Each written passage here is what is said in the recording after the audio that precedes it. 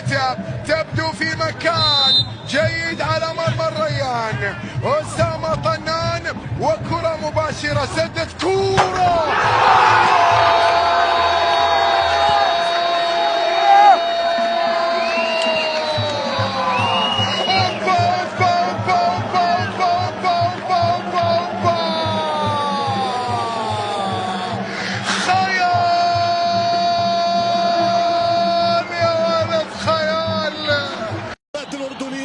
من أجل الفرحة الكبرى.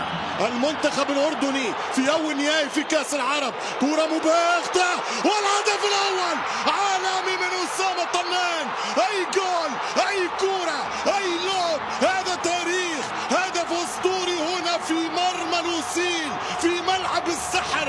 هنا يواصل استاد لوسيل نثر سحره في مباراة الكبار. مش ممكن على الهدف، مش ممكن على الجول. جيل بوت، جيل ريتي، جولاسو للمنتخب. كرة ثابتة الآن لدى طنان، نلعبها بهذا الشكل المباشر.